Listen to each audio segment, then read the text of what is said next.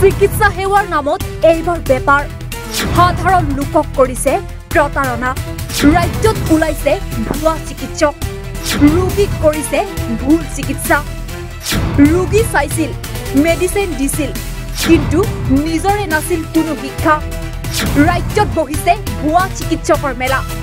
এজনকৈ আলহী হৈছে আৰক্ষী থানাৰ বিগত সময়ত আপোনালোকে ভুৱা আইপিএছ বা ভুৱা আইএএছ অফিচাৰহে দেখি আহিছে আজি দেখুৱাম তাতোকৈ সাহসী কেইজনমান লোকক প্ৰথমে চাওক কেইখনমান ফটো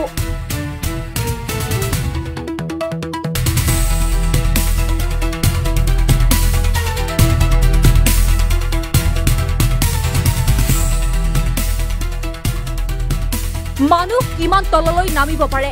কিমান বেয়া চিন্তা কৰিব পাৰে এবাৰ চাওক আৰু ভাবক টকাৰ লোভত মানুহৰ জীৱনৰ লগত হেতালি খেলিবলৈ কুণ্ঠাবোধ নকৰা এই সকল হৈছে ভুৱা চিকিৎসক যোৰহাট নগাঁও চেপনত বিগত 9-10 বছৰৰ পৰা চিকিৎসা কৰি আহিছিল সাধাৰণ লোকক এওঁলোকৰ নাছিল কোনো চিকিৎসা মহাবিদ্যালয়ৰ প্ৰমাণপত্ৰ নিজৰ মনে সাজি নিজৰ মতেই চিকিৎসা কৰি ৰোগীক মৃত্যুমুখলৈ ঠেলি দিয়া একোজন ভুৱা চিকিৎসক অৱশেষত অন্ত পৰিল এই সকলৰ অধ্যায় এন্টি কোৱেৰী এছ vigilance cell Assam council of medical ৰেজিষ্ট্ৰেচনৰ হাতত ধৰা পৰিল এইকেইজন পণ্ডিত এতিয়া আলহী হল ৰঙাঘৰৰ লাষ্ট আপোনাৰ 3 দিন যদি 3 দিন বা 5 দিন মান যদি কয় আমি অলপমান এফআইআৰ কিছুমান লছ ফাইল কৰিছিলোঁ পুলিচৰ ওচৰত যোৰহাট ডিষ্ট্ৰিক্টত হোজাই আৰু নগাঁও তাৰ মাজত 4জন এৰেষ্ট হ'ল এজন পলাতক হৈ আছে তেওঁ বিচাৰি আছে এতিয়ালৈকে পলাতক হৈ আছে তেওঁ 4জন এৰেষ্ট হৈছে 2জন যোৰহাটত 2জন নগাঁও ডিষ্ট্ৰিক্টত আৰু নগাঁও ডিষ্ট্ৰিক্টত এৰেষ্ট হোৱা কেইজন হ'ল এজন হ'ল বিমল সূত্ৰধৰ বুলি তেওঁক এৰেষ্ট কৰা হৈছে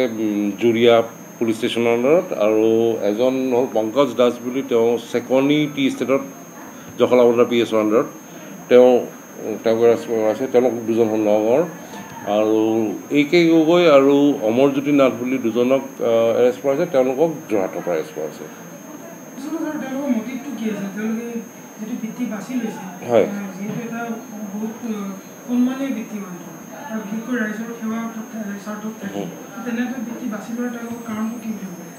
এইটো সহজ ইজি মানি 1 নম্বৰ কথা 2 নম্বৰ অলপ ছ'চিয়েল ষ্টেটাছটো পাই যায় তেওঁলোকে অলপ চাৰ্কুলটো নাম চামো হয় অকণমান সেইটো এইবিলাকেই একচুৱেলি মেইন কাৰণ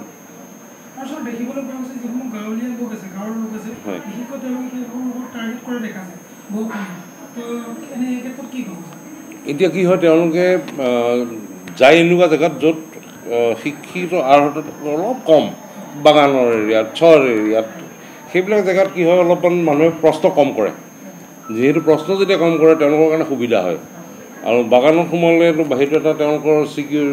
চিকিউৰ এনভাইৰনমেণ্ট এটা হয় কাৰণ বাগানখন সদায় ক্ল'জ বস্তু হয় বাহিৰৰ মানুহক বাগানে বৰ প্ৰশ্ন নিদিয়ে ভিতৰত আহিবলৈ চ' তাত সোমোৱাৰ লগে লগে অকণমান চিকিউৰ ফিল কৰে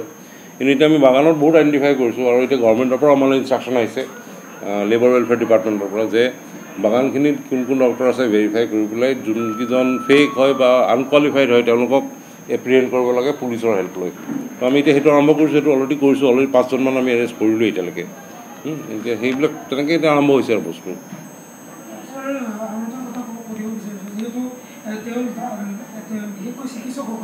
আমি ধৰিব নোৱাৰোঁ কাৰণ তেওঁলোক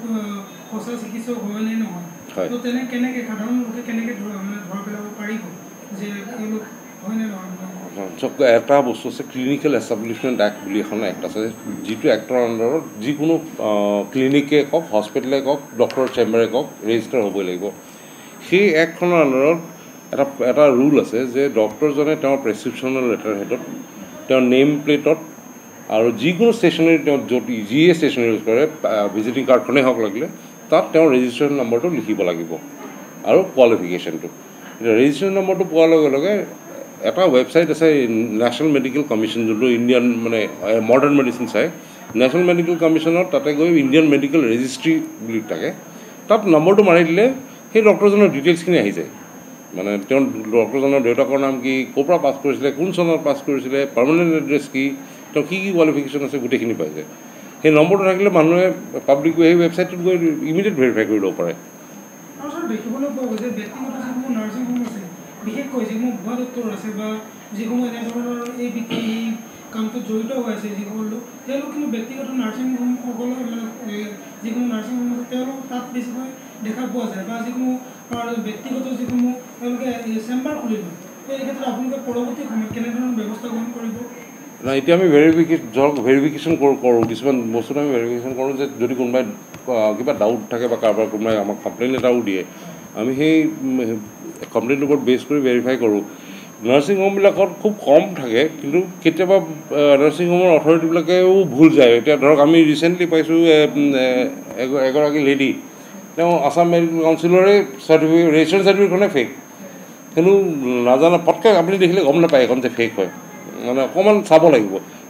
চব নাৰ্ছিং হোমৰ বা হস্পিটেলৰ মানুহে সেই বস্তুটো নোৱাৰে কৰিব কেতিয়াবা আৰু অন গুড ফেইথ লৈ লয় যে এখন প্ৰডিউচ কৰি দিছে কিন্তু সেইখনেই যে ফেক হয়তো গম নাপাব পাৰে তেনেকুৱা চিটুৱেশ্যন আমি পাইছোঁ তেনেকুৱা ফেক চাৰ্টিফিকেট দি পেলাই নাৰ্ছিং হোমত কাম কৰি থাকোঁতে এৰেষ্ট কৰাও হৈছে আৰু বাকীটো আপোনাক মই ক'লোঁ বাগান হেৰিত তেনেকৈও সোমাই মানে য'ত কিছুমান প্ৰাইভেট বাগানবিলাক আছে য'ত কম পইচাত কাম কৰিবলৈ ৰেডি হৈ যায় এই মানুহবোৰ তেওঁলোকে তেনেকুৱা মানুহ লৈ লয় পটককৈ ভেৰিফাই নকৰে সেইটো বস্তু আছে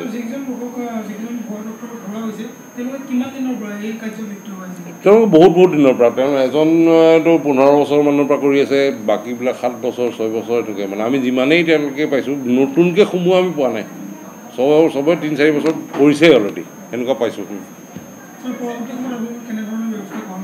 আমি এতিয়া যিমান ইনফৰ্মেশ্যন আহে আমাৰ ওচৰত গোটেইখিনি আমি ইনভেষ্টিগেট কৰি সেইটোতো কৰিমেই সেইটো কৰি তাৰপিছত আমি এফআইআৰখিনি ফাইল কৰিম এফআইআৰখিনি ফাইল কৰাৰ পিছত পুলিচ একশ্যন হ'ব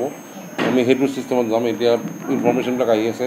চেলটো নতুন এণ্টিকুৱাৰী চেলটো নতুন টল ফ্ৰী নাম্বাৰ এটাৰ কাৰণে আমি প্ৰপ'জেল দিছোঁ এতিয়া টল ফ্ৰী নাম্বাৰটো আহি পালে তেতিয়া আৰু অলপ সুবিধা হ'ব সেইটো আমি এতিয়া সেইখিনি কৰি আছোঁ এতিয়া শেষৰ এইটোৱে যে যদি কিবা ডাউট হয় কোনোবা ডক্টৰ বা কোনোবা মেডিকেল হেৰিৰ ওপৰত আমাক অকণ জনাই দিব জনাই দিলে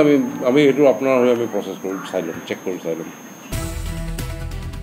ব্যুৰ' ৰিপৰ্ট এনি ভাৰত 24